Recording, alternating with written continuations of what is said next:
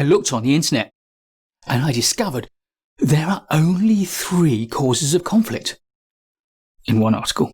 In another, I discovered that there are 5 causes of conflict, or was it 8? Or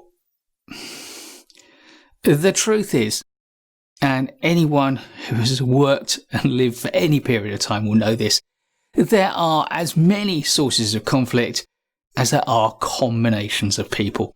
That is to say, there's a near infinite number of reasons why conflict arises. So in this video, I'm going to try to make sense of that.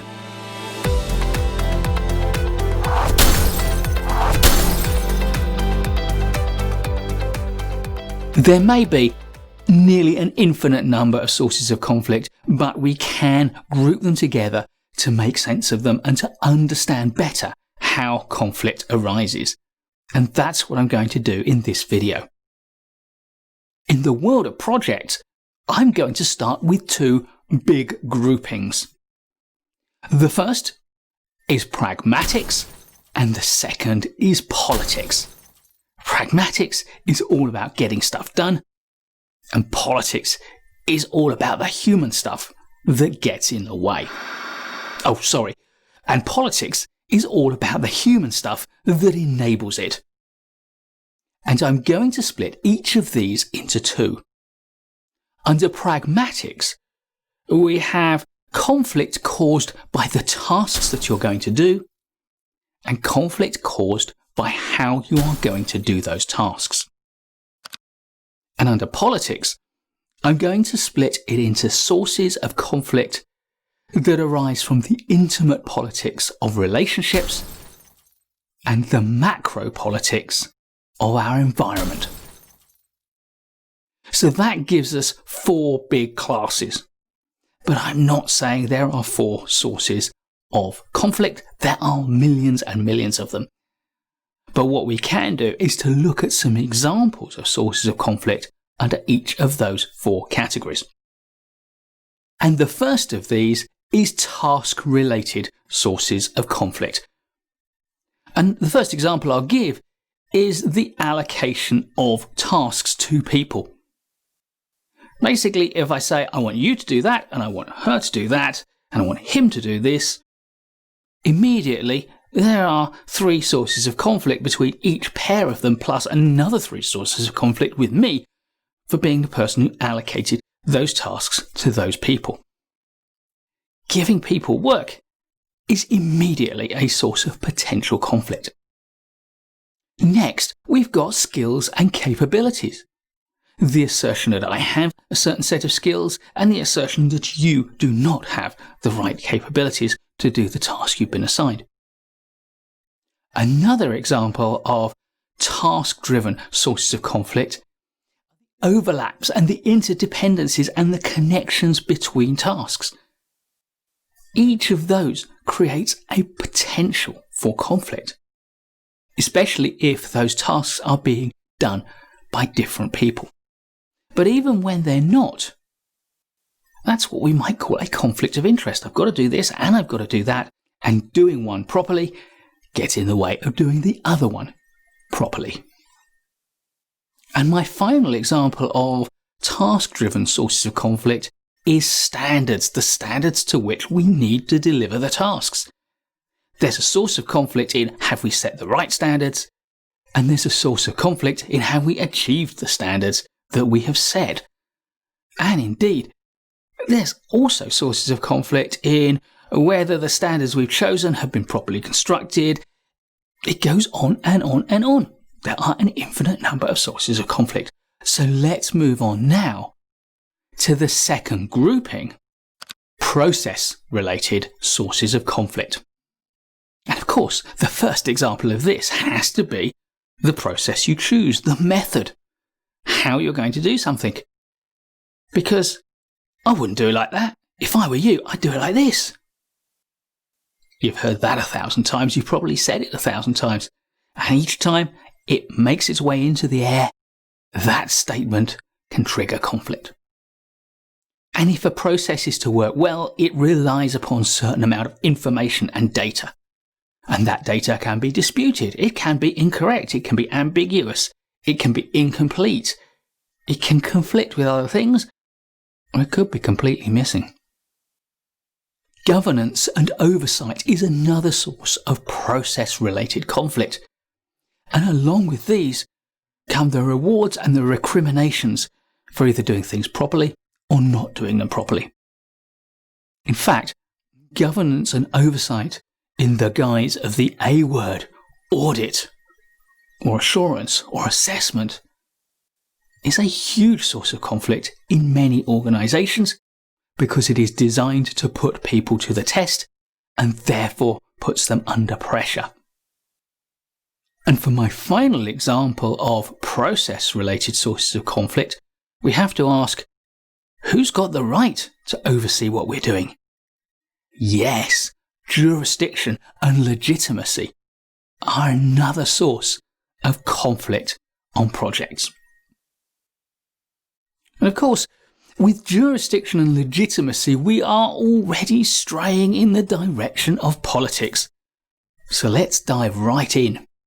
Our third category is relationship-related sources of conflict. And the first example I'm going to give is the obvious one. I'm going to call it identities, but it's about personalities and perceptions and approaches. It's about who we are and how we go about doing things. Yes, people clash because they're people, and we are more likely to clash with people we perceive as different to ourselves. And as soon as we adopt an identity, and we do it all the time, then everyone else has either a similar or a different identity. And if you've got a different identity, then potentially you must be wrong. Closely related to this is my second example, values. This is about styles, about priorities and goals. Values is all about what is important to us. In doing this piece of work, something will be more important to me than other things. But you may make a different choice. A source of conflict. And another source of conflict is always status. The status that you have, the status that I have, and the difference between those two statuses. Indeed, there's also the question of, is that difference justified? And do we share the same perception of what that difference is and what it means? Status is a horrible source of conflict in every walk of human life, and as much so in projects as in any other. And my final source of relationship-related sources of conflict is communication. Wouldn't it be great if we could communicate without all the misunderstandings that happen because I choose to express myself in one way, but that's not how you would express yourself, and because when I hear what you're saying, I filter it through all sorts of different lenses that arise from my experiences and my perceptions and my priorities. We each interpret the world through our own frame of reference, and therefore we filter the communication that we put out into the world and the way we receive other people's communication through that frame of reference, and there's a whole video in there.